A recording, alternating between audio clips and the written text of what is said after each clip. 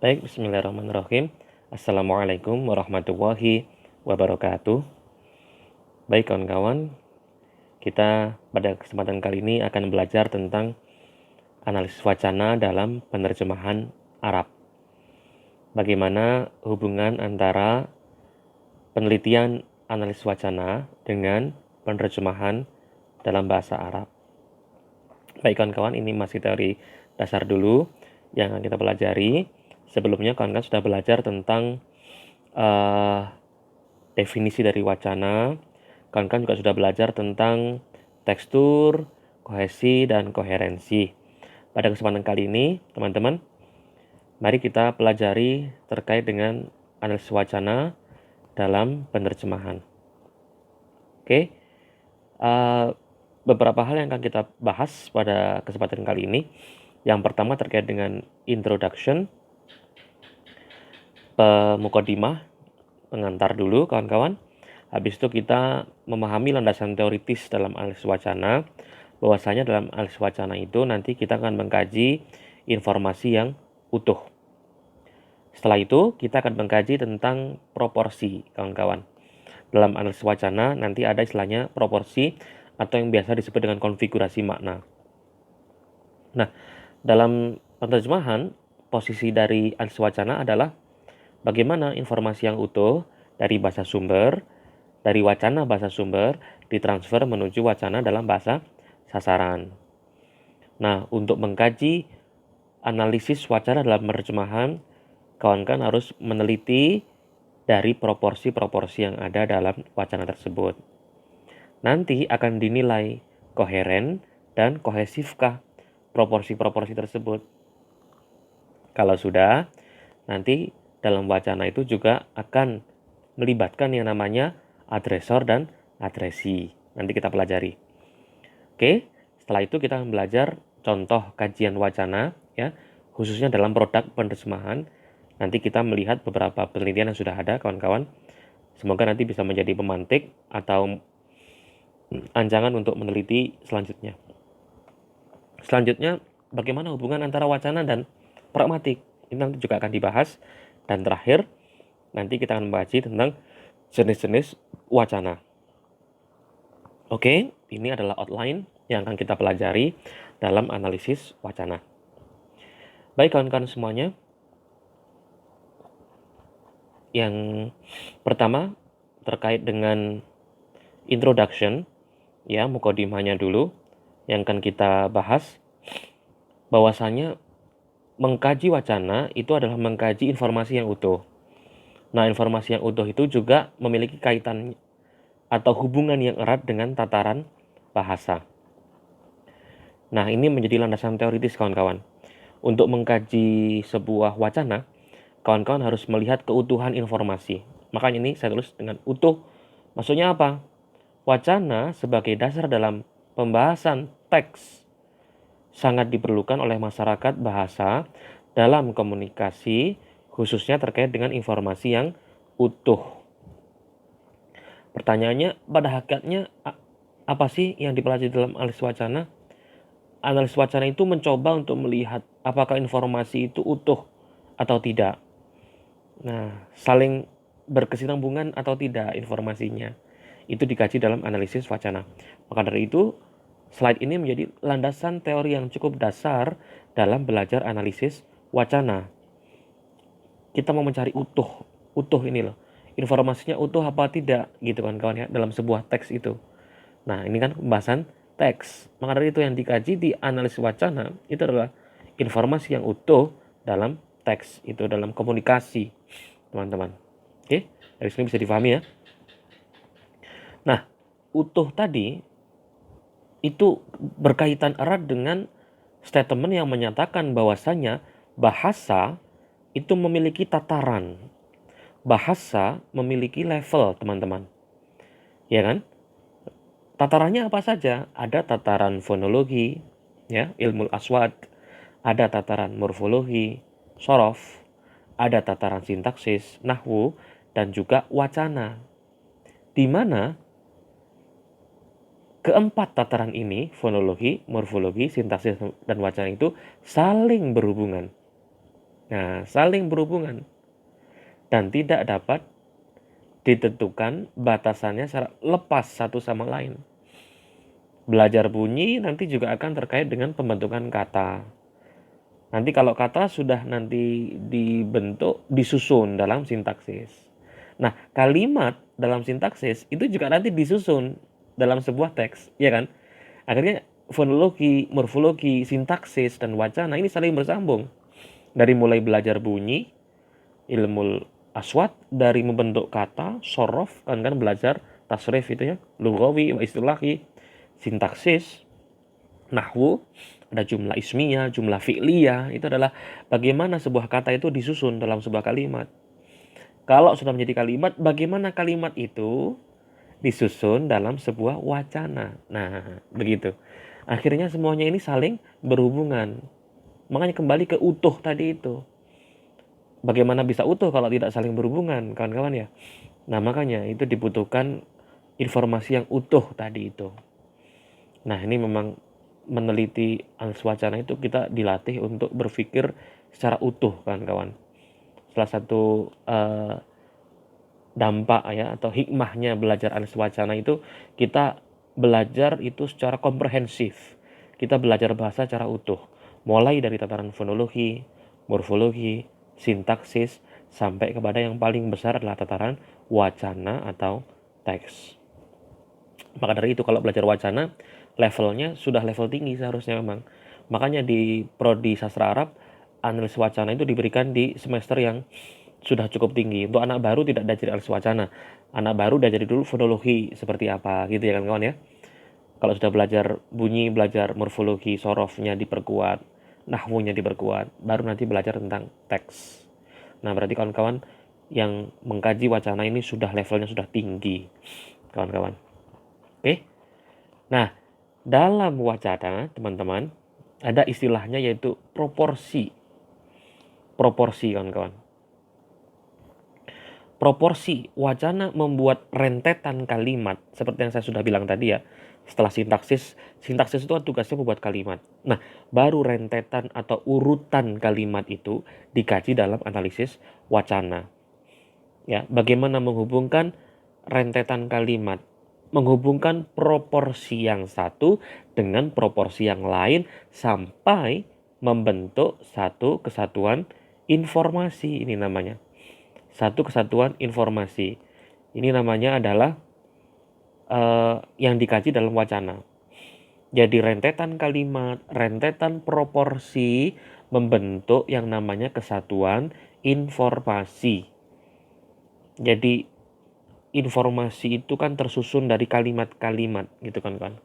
Informasi juga tersusun dari proporsi-proporsi. Proporsi itu apa? Proporsi adalah, mohon dicatat kawan-kawan, konfigurasi makna yang menjelaskan isi komunikasi dari pembicaraan. Itu namanya proporsi. Atau proporsi adalah isi konsep. Proporsi itu isi konsep yang masih sangat kasar ya, yang akan melahirkan statement. Pernyataan berupa kalimat. Saya ulangi, proporsi adalah konfigurasi makna. Jadi di informasi itu ada konsepnya, ada konfigurasi makna yang menjelaskan komunikasi itu isinya apa. Itu kawan-kawan. Contoh yang paling mudah misalkan ada informasi dini hari pasar kebakaran misalkan. Nah, dini hari pasar kebakaran itu nanti ada proporsi, ada informasi turunannya. Pertama mungkin penyebabnya apa, proporsinya. Faktor kelalaian mungkin dijelaskan menjadi proporsi yang kedua. Terus bagaimana nanti solusinya untuk mengatasi pasar yang kebakaran, proporsi yang ketiga. Yang keempat mungkin bagaimana supaya nanti tidak terjadi kebakaran lagi, proporsi yang keempat. Nah, seperti itu. Atau teman-teman mau presentasi, misalkan teman-teman mendapat tugas untuk presentasi, terus kawan-kawan bikin outline-nya. Nah, seperti yang di muka tadi itu namanya proporsi. Konsep yang masih kasar, yang akhirnya nanti membuat isi komunikasi itu utuh. Iya kan? Jadi ada rancangannya, ada ragangannya. Konsep 1, proporsi 1, proporsi 2, proporsi 3 gitu ya. Mau pidato juga ada, mukodimahnya nanti apa, salamnya apa, isinya nanti apa, penutupnya bagaimana, closing statementnya seperti apa. Nah, itu namanya proporsi. Nah, utuh tadi itu juga dilihat dari proporsi yang saling sambung menyambung. Bagaimana mau utuh kalau proporsinya tidak sambung menyambung? Nah, seperti itu maksudnya. Jadi proporsi adalah isi atau konsep yang masih kasar. Mohon diingat ya kawan-kawan ya, ketika nanti ditanya apa yang Anda pahami tentang proporsi. Proporsi adalah konfigurasi makna yang menjelaskan isi komunikasi. Atau proporsi adalah konsep. Konsep yang sifatnya masih kasar. Seperti outline tadi itu kawan-kawan ya. Oke, ini proporsi. Ketika kita membicarakan proporsi tadi atau informasi tadi, Hasan Alwi menggunakan istilah proposisi. Nah, ada proporsi, ada proposisi. Kalau kawan-kawan buka referensi nanti dalam tata bahasa baku bahasa Indonesia, Hasan Alwi menjelaskan bahwasanya kohesi merupakan hubungan perkaitan antar proposisi. Proposisi itu usulan, rancangan, hampir sama sebenarnya. Ada proporsi, ada proposisi. Proposisi itu usulan yang dinyatakan secara eksplisit oleh unsur-unsur gramatikal dan semantik dalam kalimat-kalimat yang membentuk wacana. Pada hakikatnya adalah di sana ada perkaitan, ada hubungan kawan-kawan. Baik hubungannya itu berupa kalimat, baik berupa proporsi, baik berupa proposisi. Nah, ini ya. Kalau kita membaca buku kan pasti akan banyak informasi. Kalau kita buka Hasan Alwi, ternyata kohesi itu merupakan hubungan perkaitan antar proposisi, antar usulan yang dinyatakan secara eksplisit, yang dinyatakan secara jelas oleh unsur-unsur gramatikal. Ya, unsur-unsur nahwu sorofnya tadi itu gramatikal dan semantik, unsur-unsur maknanya dalam kalimat yang membentuk wacana. Gitu kan kawan ya. Ini terkait landasan teoritis untuk mengkaji analisis wacana, kawan-kawan harus tahu ada hubungan antar kalimat, ada hubungan antar proposisi, hati-hati ya, ada hubungan antara proporsi, nah tadi itu kan ya, ini ada hubungan antar proporsi, proporsi, kalau yang Hasan Alwi menggunakan istilah proposisi, nanti bisa dicek di KBBI, proposisi itu apa. Kalau proporsi itu memang istilah yang khusus ada dalam analisis wacana. Baik kawan-kawan, itu ukurannya sekarang adalah koheren dan kohesif. Kembali kepada isu utuh tadi itu kawan-kawan. Wacana itu utuh. Wacana itu memiliki informasi yang lengkap, saling berkesinambungan. Nah, apa yang harus dipertimbangkan dari segi isi informasinya itu? Yang koheren. Jadi harus koheren dan juga harus kohesif, ya. Yang koheren dan kohesif.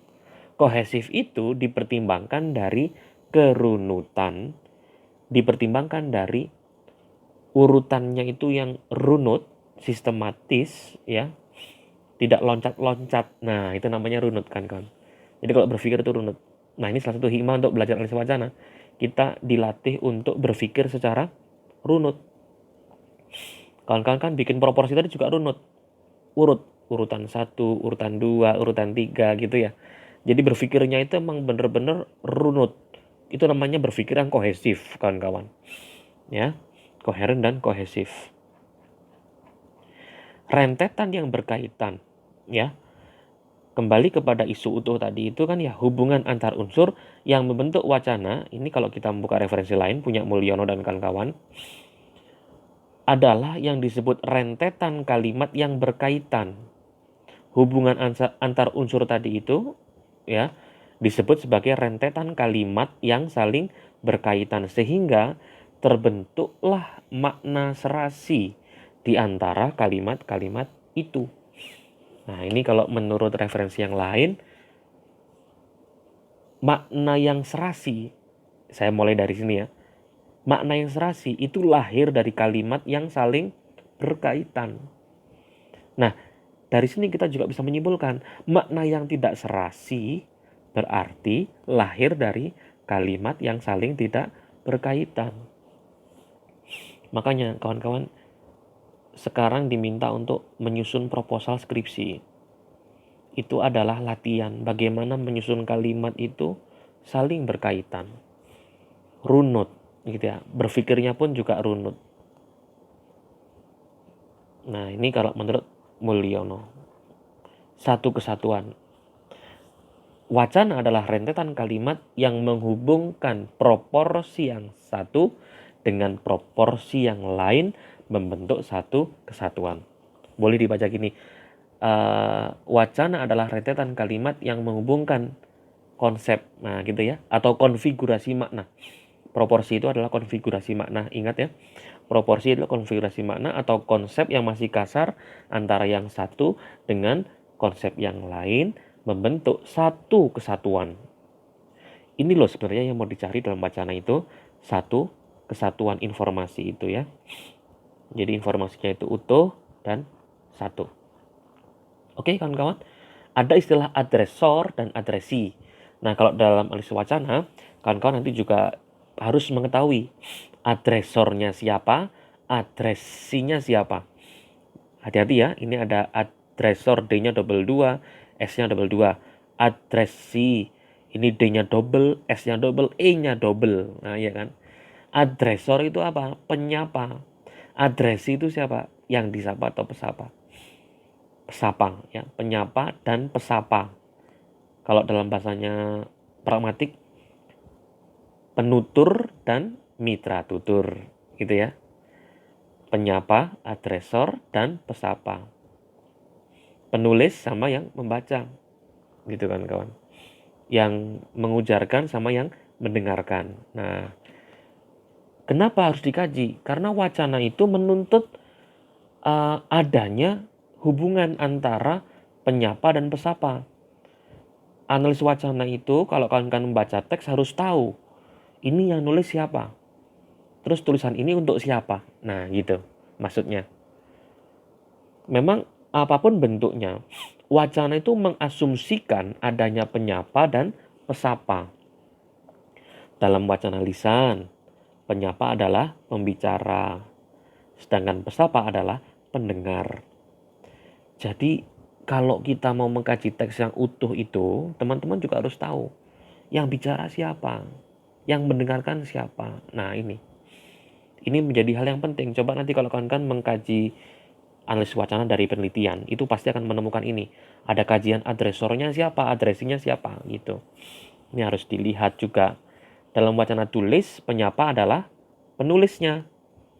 Saya baca ya, dalam wacana tulis, adresornya adalah penulis, sedangkan adresinya, pesapanya adalah pembaca. Penulis dan pembaca, pembicara dan pendengar, penyapa dan pesapa. Mohon tidak overlapping ya dalam memahami ini adanya adresor dan adresi dalam analisis wacana. Ya namanya kita mengkaji informasi yang utuh teman-teman, maka teman-teman juga harus melihat ini adresor dan adresinya. Oke, gitu ya, sudah paham ya kalau ini ya. Apakah, ini kalau ada pertanyaan nih, apakah analisis wacana dapat dikaji dari sisi penerjemahan? Nah, ya kan? Apakah itu kan yes no question. Jadi jawabannya antara iya dan tidak. Jawabannya pasti iya. Ya, apakah analisis wacana dapat dikaji? Bisa, sangat bisa sekali.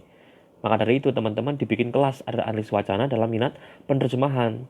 Karena kawan-kawan nanti harus mengkaji analisis wacana ditinjau dari sisi penerjemahan. Ini tugasnya teman-teman yang ada di kelas ini. Nah, ini teman-teman contohnya yang kemarin di kelas sudah ada yang menemukan ini sepertinya. Contoh judul penelitian penerjemahan berbasis analisis wacana. Contohnya seperti ini.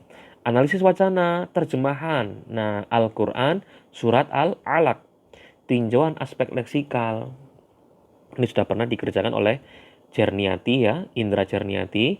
Sudah dipublikasikan dalam jurnal Widya Parwa. Kawan-kawan kalau mau melihat isinya ini bisa membuka di portal Garuda. Sudah ada. Ya, bagaimana melihat tinjauan aspek leksikal itu ya dari terjemahannya Al-Quran. Terjemahannya Al-Quran itu nanti dilihat aspek leksikal dalam wacana utuh apa tidak. Nah, nanti kalau utuh itu berarti akan mudah dipahami. Asumsinya seperti itu. Kalau wacananya loncat-loncat, itu otomatis teksnya susah untuk dipahami, kawan-kawan. Nah, seperti itu. Makanya ini bisa dikaji. Kawan-kawan coba bayangkan seperti ini. Misalkan ada teks Harry Potter dalam bahasa Inggris ya, diterjemahkan ke bahasa Indonesia. Nah, terus habis itu kalimatnya tidak utuh atau kalimatnya loncat-loncat, itu kan keberterimaannya nanti akan rendah. Tapi kalau ternyata kalimatnya runut, informasinya step by step ya, bisa dipahami dengan mudah gitu ya, nanti orang akan mudah untuk membacanya gitu. Nah, itu yang disebut yang bisa kita kerjakan ya dalam analisis wacana berbasis penerjemahan, atau mungkin penerjemahan berbasis ANAWA juga boleh. Ini juga nanti bisa dicek di portal Garuda ya. Kebetulan yang meneliti sama, Jerniati juga, sepertinya dia memang fokus di analisis wacana tentang produk terjemahan ini. Ini dikaji di kisah Ashabul Kahfi dalam terjemahan Al-Quran. Tinjauan aspek gramatikal, referen.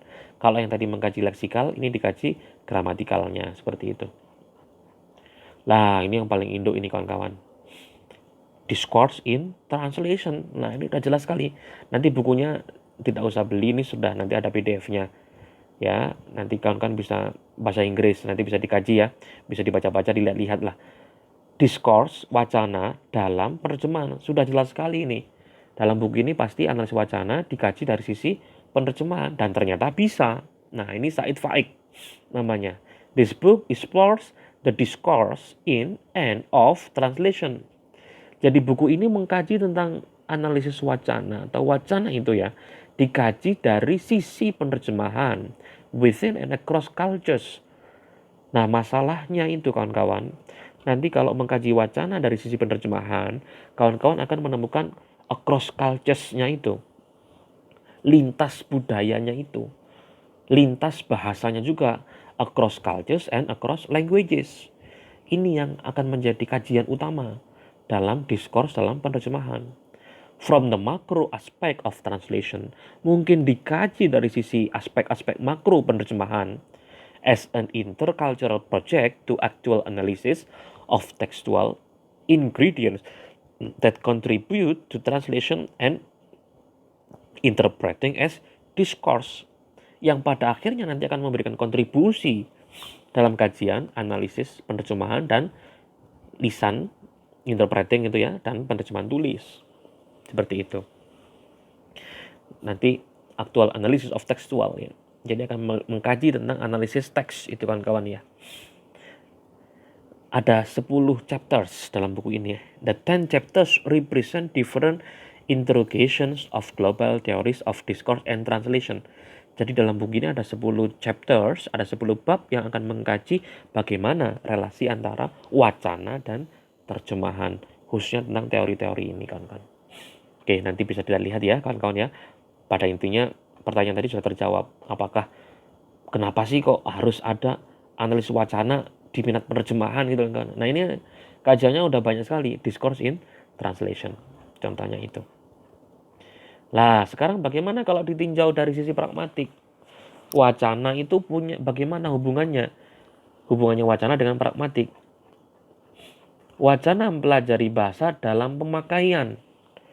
Jadi bersifat pragmatik. Wacana itu mengkaji language use atau bahasa itu dalam pemakaian. Ya, dalam pemakaiannya seperti apa bahasa itu. Maka dia bersifat pragmatik. Makanya wacana dan pragmatik ini hubungannya sangat dekat sekali, teman-teman. Kita review sedikit ya. Pragmatik itu apa? Pragmatik adalah studi terhadap semua hubungan antara bahasa dan konteks. Pada intinya ada konteks loh kalau pragmatik itu ya, teman-teman ya. Bagaimana menghubungkan antara bahasa dengan konteks yang digramatikalisasikan atau ditandai di dalam struktur suatu bahasa. Pada intinya pragmatik itulah mengkaji hubungan antara bahasa dengan konteks. Ini istilahnya menarik ini, yang digramatikalisasikan. Meskipun agak susah yang bacanya ya. yang digramatikalisasikan atau ditandai di dalam struktur suatu bahasa yang disebut dengan pragmatik. Lah pragmatik itu berhubungan erat dengan wacana. Khususnya dalam apa? Dalam hal hubungan dengan studi bahasa dan konteks. Jadi kalau ditanya bagaimana hubungan antara wacana dan pragmatik, keduanya sama-sama mengkaji bahasa dan konteks. Mohon diingat kawan-kawan. Nanti kalau ada dalam tugas ya misalkan, bagaimana hubungan antara wacana dan pragmatik? Keduanya sama-sama membahas bahasa dan konteks. Pragmatik itu kan mengkaji bahasa dalam pemakaian. Begitu juga wacana, kawan-kawan. Wacana juga seperti itu.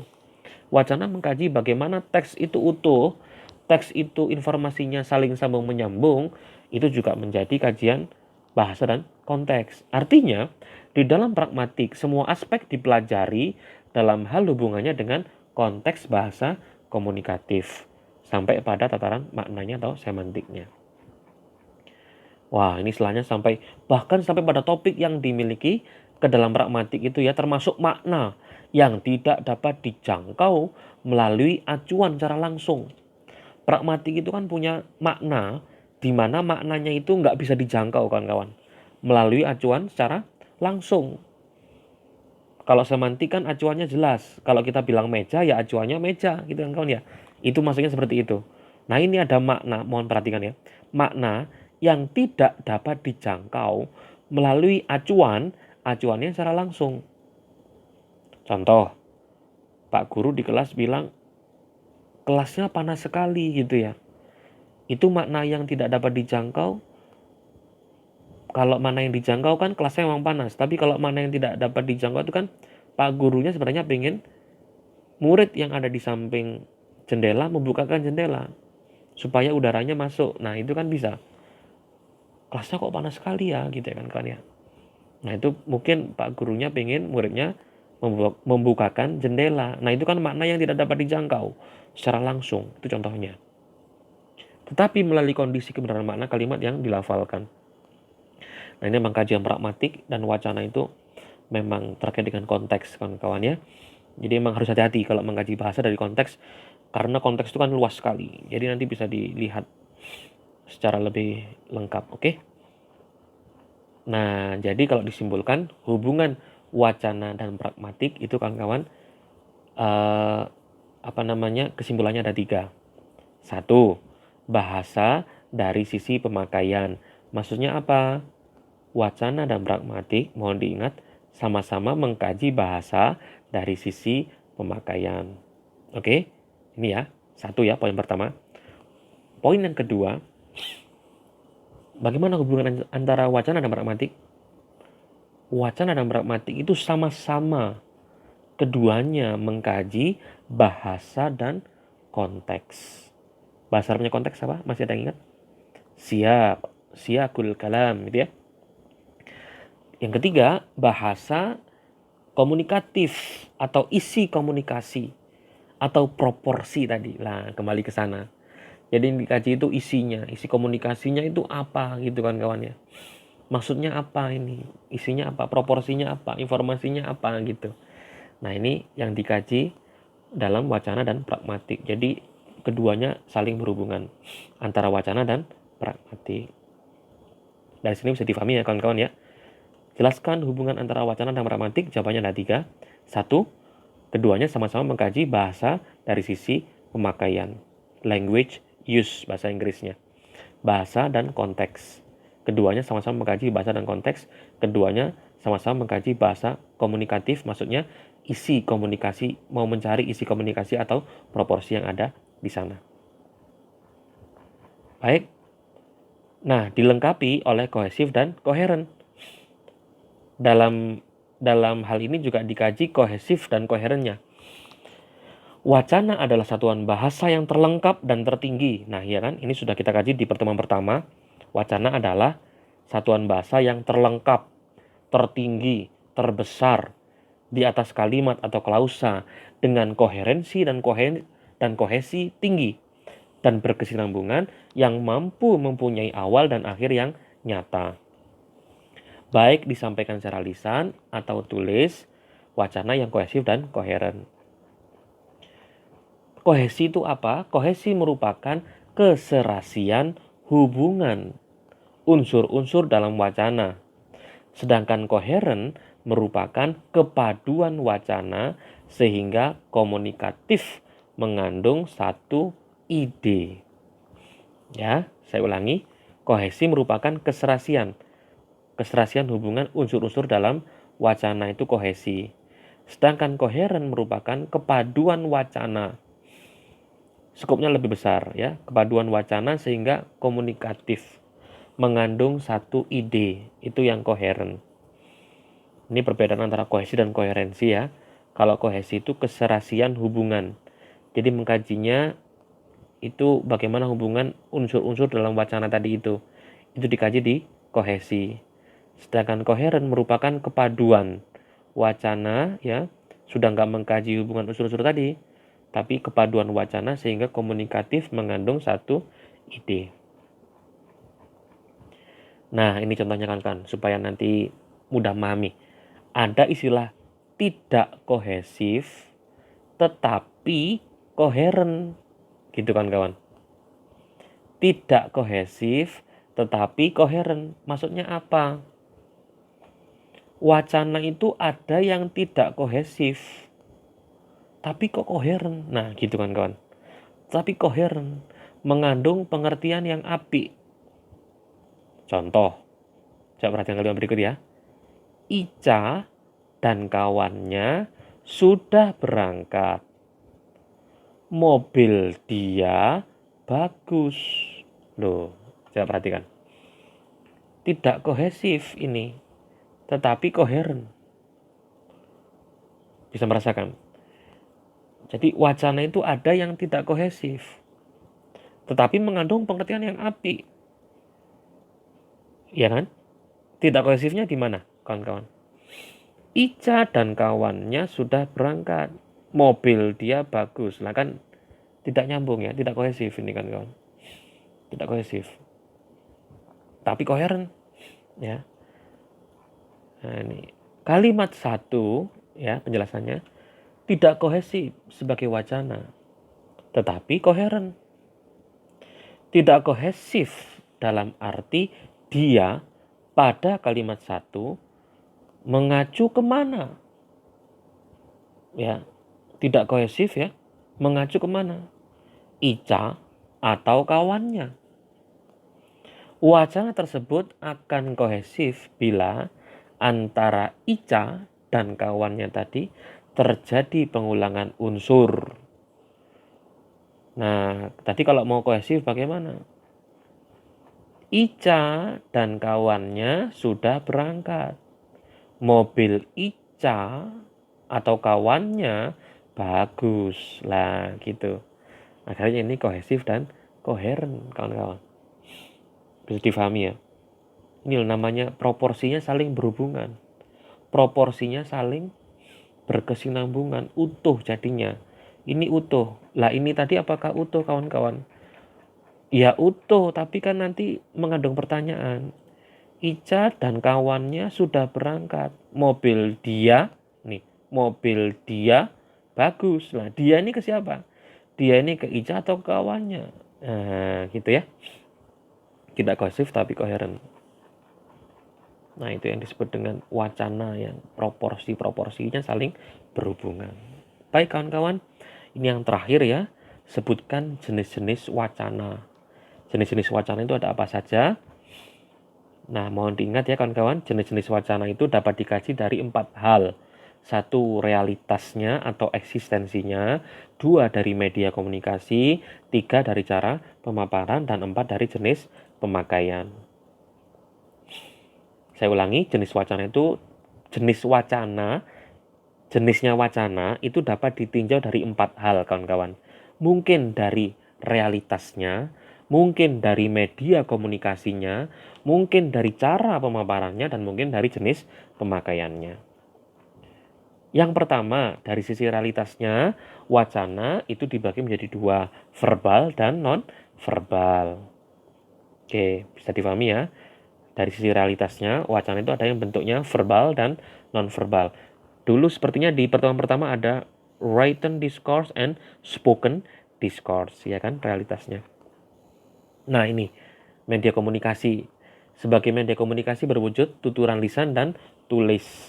Jadi jenis-jenis wacana ditinjau dari media komunikasinya ada dua macam. Mungkin tuturan lisan dan mungkin tuturan yang sifatnya tulis. Nah, ini yang akan kita pelajari minggu depan ya kawan-kawan ya. Jenis-jenis wacana ditinjau dari cara pemaparannya. Ada 5, mohon diingat kawan-kawan. Wacana itu kalau dilihat dari pemaparannya ada 5 macam. Ada wacana naratif, ada wacana deskriptif, ada wacana prosedural, ada wacana ekspositori, dan ada wacana hortatori.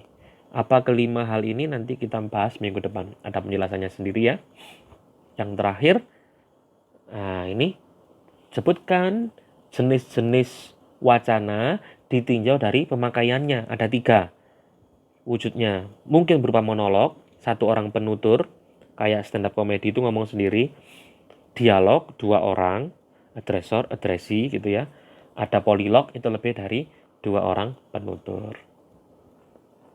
Sehingga dapat kita simpulkan seperti ini kawan-kawan. Nah, ini ya tabelnya ya. Jadi jenis-jenis wacana itu bisa ditinjau dari 4 hal. Realitasnya, medianya, pemaparan, dan pemakaian. Dari sisi realitasnya ada wacana verbal dan non-verbal gitu ya bacanya. Dari sisi media komunikasinya ada wacana lisan dan tulis. Dari sisi pemaparan, nah ini saya beri space sendiri karena kita kaji minggu depan ini.